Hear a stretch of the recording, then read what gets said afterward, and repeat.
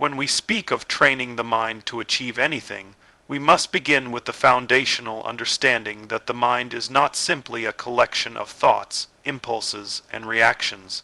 It is not merely a cognitive machine churning through data from our surroundings. The mind, your mind, is a remarkable divine instrument. It is the most powerful mechanism known to man, more complex than any computer we could build, more responsive than any technology we've ever conceived, and more capable than we often allow ourselves to believe. What you carry between your ears is not just a brain, it is the command center of your life. It interprets your past, filters your present, and charts the direction of your future. And yet, how many of us take it for granted? How many of us allow it to run wild, untrained, and undisciplined, responding to every external stimulus with no higher guidance? We feed it noise, we burden it with doubt, we drown it in fear. But the truth is, your mind is not meant to be a passive receiver of the world.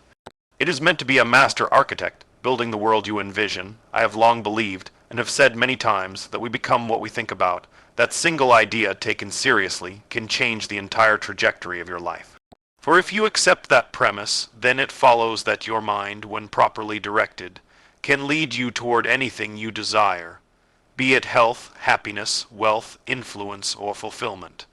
But the challenge, and indeed the tragedy, is that most people never train their minds.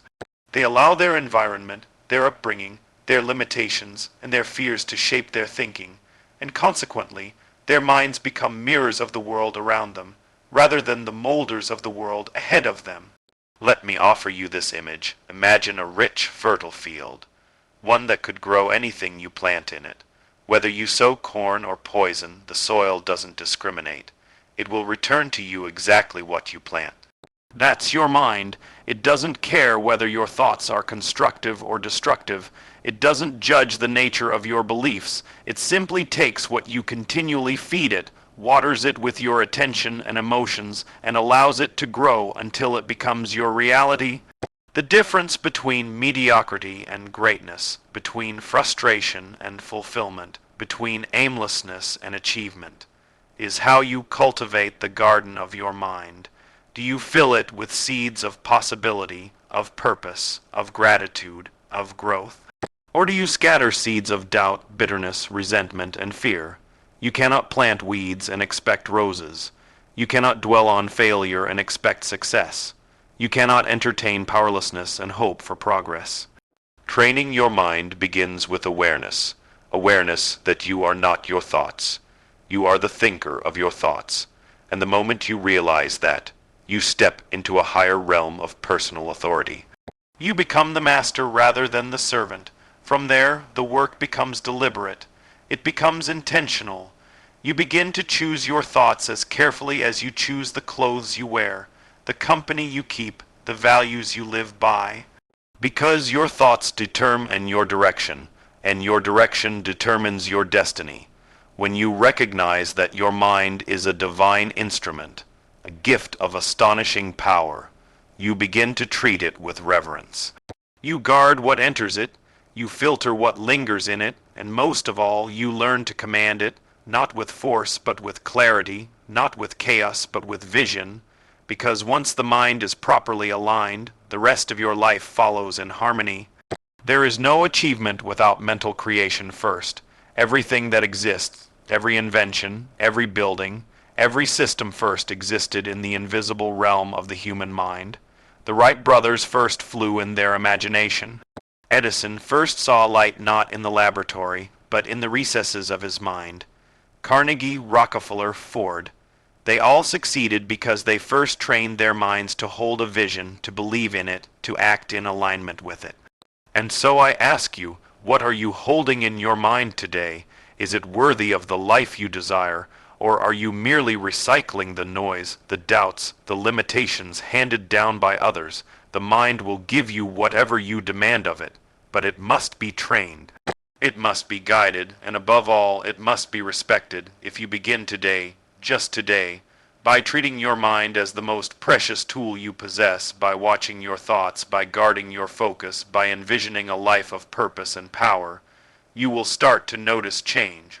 subtle at first, but then gradually it becomes evident in your actions, your relationships, your confidence, your peace. Because your mind, when trained, does not simply react to life, it creates it. And that is the beginning of all achievement. Let this truth settle in your spirit. Asterisk, the world you live in tomorrow is the one you are building in your mind today. Asterisk, make it worthy, make it intentional. Make it extraordinary. If there is one truth that has stood the test of time, through the rise and fall of empires, through revolutions in science, art, and thought, it is this: we become what we consistently think about. It's deceptively simple, almost too simple for the modern mind to accept. And yet, when you trace the arc of your life, the quality of your decisions, and the outcomes you've experienced, you'll find the evidence is unmistakable. Your life as it exists today is a direct reflection of your dominant thoughts, what you have believed, feared, expected, or dared to hope for. It all began in the silent chambers of your own mind. The thoughts you hold most often shape the internal narrative that guides your every move. They inform your perception, they dictate your self-image, and they ultimately determine your actions. And actions, repeated consistently, form the habits that write the story of your life. You see, we live from the inside out. We do not react to the world as it is. We react to the world as we believe it to be, and our beliefs are nothing more than thoughts we've accepted as truth over time. This is why the constant repetition of certain ideas, especially negative, fearful, or limiting ideas, is so dangerous. The mind, as we discussed before, does not filter between good or bad. It simply receives what we give it, accepts it if repeated often enough, and begins to align with it. You've heard people say, "I'm just not good with money," or "I always fail when I try something new," or "I'm not lucky like others." They may think they're making casual observations, but in reality, they're programming their minds to produce outcomes that confirm those beliefs. That is the astonishing power of thought repetition. It is as if the mind, once it has accepted an idea, goes out into the world and begins to assemble experiences that match that idea. It notices, attracts, and even creates opportunities or obstacles to validate the internal story. And so, if you tell yourself often enough that you're a failure, that you're too old, too weak, too broken, then the mind, loyal as ever, will lead you down a path where that belief is proven right. But here's the good news, because that door swings both ways. If you begin to think thoughts of confidence, of purpose, of possibility, not just once, but daily, consistently, with emotion and conviction, then slowly, steadily, your mind will begin to change direction. It will begin to see opportunities where it once saw roadblocks. It will notice strengths where it once saw weakness. And most importantly, it will push you to act in accordance with the new self-image you're creating. That's why so many people fail to change even when they desperately want to. It's not a lack of effort. It's a lack of identity shift. You cannot outperform your self-image. You cannot behave in a way that is consistently different from how you see yourself. And how you see yourself, your identity, is the result of the thoughts you've repeated, rehearsed, and reinforced over time. You are not bound by circumstance. You are not imprisoned by your past. You are, at all times, becoming. And what you are becoming is determined not by what's around you, but by what is asterisk within asterisk you. Your consistent thoughts are like architects laying the blueprint for the person you are slowly constructing, moment by moment, decision by decision. So it becomes your sacred responsibility, not a casual suggestion, but a moral and spiritual duty, to monitor what you allow into the fertile soil of your mind, to be vigilant about the words you use, not only when speaking to others, but when speaking silently to yourself. Because every word, every phrase, every repeated line becomes a stone in the foundation of your inner world. Let's take a moment to make this personal. Ask yourself, what thoughts am I rehearsing every day? Are they empowering? Are they expansive? Are they worthy of the person I want to become? Or are they shrinking me? Are they replaying old pain, failure, or resentment? Because you cannot walk toward the future while your thoughts are anchored in the past. You cannot build a life of greatness while carrying the language of limitation, and so I encourage you to become a deliberate thinker. Begin each day not in reaction to the world, but in creation of it. Feed your mind with the kind of thoughts that nourish your spirit, thoughts of gratitude, ambition, clarity, and courage. Write them down if you must. Repeat them until they become second nature. Speak to yourself with the same wisdom and kindness you would use with someone you love deeply. Because, in truth, that is how transformation begins, if you want to achieve anything. If you truly desire to live a life of impact, joy, and meaning. You must take hold of the invisible power of thought and wield it like the tool it was always meant to be. You must train your mind not just to observe life, but to shape it, not to echo the voices of doubt around you, but to declare the truth of your potential within you. Let this echo in your heart as you go forward. Asterisk, your consistent thoughts are carving the path beneath your feet. Choose wisely, for you are always walking in the direction of what you think about most. Asterisk, there is a gap between what the mind can imagine and what the hands can build. It's the space between thought and result, between vision and reality. That space, my friend, is where discipline lives. Discipline is the invisible bridge between mental potential and actual achievement. Without it, even the most brilliant ideas remain dormant, suspended in the realm of dreams. But with it, those same ideas are given structure, movement, and eventually form. It's an interesting paradox. People want success, they want excellence, they want to change their lives, but they often ignore or avoid the very thing that makes those changes possible. They talk about motivation, inspiration, and even talent, but they underestimate the quiet, steady power of discipline. And the reason is simple. Discipline is not flashy. It doesn't make headlines. It doesn't shout. It whispers, it works in the early hours, in the late nights, in the small, repetitive decisions that no one else sees. But that's where lives are transformed. You see, your mind can conceive of great things. It can visualize a future rich with meaning and purpose. It can set goals that stretch the limits of your current reality. But none of that matters unless you can consistently align your actions with your vision. This is where most people fall short. Not in dreaming, but in doing. Not in believing, but in behaving. And that gap between knowing and doing is always bridged by discipline. Discipline is not punishment. It's not deprivation. It is freedom, the kind of freedom that comes from knowing you are not a slave to impulse, that you are no longer at the mercy of mood, convenience, or the approval of others. Discipline means you've taken control of your trajectory. It means you've decided that long-term growth matters more than short-term comfort. And once you arrive at that mindset, the world begins to open to you in ways that are nothing short of remarkable. Think of any area of life: health, relationships, wealth, learning, creativity. Every one of them bows to discipline. The person who trains their mind to show up even when it's hard, even when the feeling isn't there, will outpace the one who waits for inspiration or ideal conditions. Because inspiration is a spark, but discipline is the firewood. One catches light, the other keeps it burning. We are all given the same 24 hours in a day. What differentiates people is not the time they have, but what they do with that time.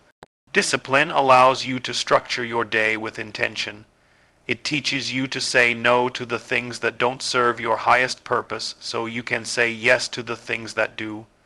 It replaces chaos with order, distraction with focus, and anxiety with progress. And the more disciplined you become, the more you begin to trust yourself. That trust creates momentum, and momentum over time becomes transformation. But here's where it gets even deeper. Discipline doesn't just change what you do. It changes who you become. Every act of discipline rewires your self-image. Each time you follow through, you cast a vote for the kind of person you want to be, and over days, weeks, months, that new identity starts to feel more natural, more real. You no longer have to force it. It becomes who you are. That is the great gift of consistency. It turns effort into embodiment. Let me be clear. Discipline is not about perfection. It's about persistence. You will slip. You will fall short. You will have days where nothing goes according to plan. That's not failure. That's the process. What matters most is that you get back up with intention, that you remember why you began, that you stay committed to your vision, not just when it's easy, but especially when it's hard. In fact, discipline becomes most powerful precisely when your motivation fades. That's when it steps in as a safeguard. Motivation might get you started, but only discipline keeps you going, and the longer you walk that path, the stronger you become. Strong not just in body or behavior, but in mind. You become the kind of person who does what needs to be done, whether you feel like it or not. And that, more than talent or opportunity, is what leads to achievement. If you want to train your mind to achieve anything, you must teach it to obey the rhythms of discipline, not rigidly, but intentionally. Not to suppress your humanity, but to unlock your highest potential, because within you lies the blueprint of greatness. But it is only through discipline that you bring that blueprint to life. So I urge you, start today, not with grand gestures, but with simple, repeatable actions that align with the person you want to become. Build the bridge between your potential and your results, one disciplined step at a time. And remember this, asterisk success is not the result of occasional brilliance, but the consequence of consistent discipline. Asterisk, there is a great misunderstanding among people when it comes to the mind and its function. Most believe that thoughts are just visitors, uninvited, uncontrollable, drifting in and out like clouds in the sky. They assume doubt is natural, something to endure, something they're powerless against. But that's not the truth. Doubt is not a condition. It is a choice, and so is faith. You may not choose the first thought that appears, but you certainly choose the second. You choose which one to dwell on, which one to feed, which one you allow to take root in your mind. The disciplined mind, the trained mind, is not one that never encounters doubt. It is one that refuses to live with it. The man or woman who achieves great things is not the one who never feels fear, but the one who replaces fear with belief again and again, until faith becomes the habit, the standard, the automatic response. That kind of inner shift does not happen accidentally. It happens through intentional substitution. You cannot remove doubt by simply resisting it. In fact, the more you resist it, the more it tends to persist. The key is to asterisk replace asterisk it. Nature abhors a vacuum. When one thought leaves, another must take its place. If you don't consciously insert a better thought, a higher, truer thought, your mind will default to the path it knows best. And for most people, unfortunately, that path is self. Doubt, hesitation, and limitation. Faith, real faith, is not a naive hope that everything will work out by chance. No, it is the quiet conviction that when you align your thoughts, your beliefs, and your actions with purpose and integrity, things begin to move in your favor. It is the certainty that even though the outcome is not visible yet, it is being shaped, molded, and brought into reality through your consistency and clarity. This is where most people lose their way. They demand proof before they commit. They want to see the fruit before they plant the seed. They wait for guarantees, but life does not operate that way. The mind, when untrained, wants safety before action. The trained mind acts in faith, knowing that it is the action itself that produces the result. If you wait to feel ready before you begin, you will never begin. If you wait to feel confident before you step forward, you will stand still forever. Faith is not a feeling. It's a decision, a mental discipline. You choose it like you choose what to wear, what to eat, what to say. And like any muscle, the more you exercise it, the stronger it becomes. You learn to rely on it, not as something external, but as something deeply embedded within your character. You begin to trust your vision even when others don't see it. You begin to act boldly even when there's no applause. You begin to persist even when the results are still unseen, because you know that doubt has never built a bridge, never written a book, never invented a cure, never started a business, and certainly never fulfilled a purpose. Everything worthwhile in life has been achieved by men and women who felt the presence of doubt but chose to act on faith. The pioneers, the thinkers, the creators, the leaders, they all walked by vision, not by sight. They understood that belief is the foundation of creation, that the mind must be trained to see not just what is, but what can be, that you don't wait for the world to hand you permission, you give it to yourself. And when you begin to live this way, when you train your mind to intentionally replace doubt with faith, you undergo a powerful transformation. You stop depending on external validation. You stop measuring progress by temporary setbacks. You stop interpreting failure as final, because you understand that success is not an event, but a direction. A direction you continue walking in, step by step, thought by thought. You begin to affirm new truths.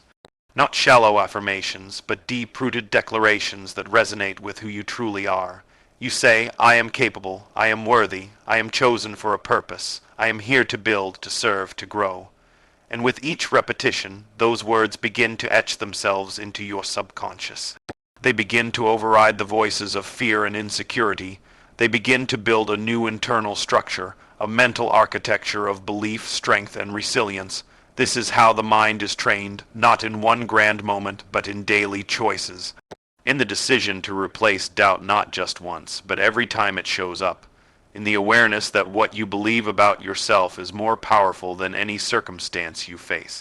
And that faith, real, cultivated, intentional faith, is the compass that keeps your life on course, even when the path is unclear. So I invite you to take this seriously, not as a motivational idea, but as a life principle. Begin each day by choosing your thoughts. When doubt creeps in, don't entertain it. Replace it, actively, repeatedly. Faith is not a luxury for the lucky. It is a discipline for the determined. And remember this, asterisk, the mind that replaces doubt with faith builds a life where the impossible becomes inevitable. Asterisk.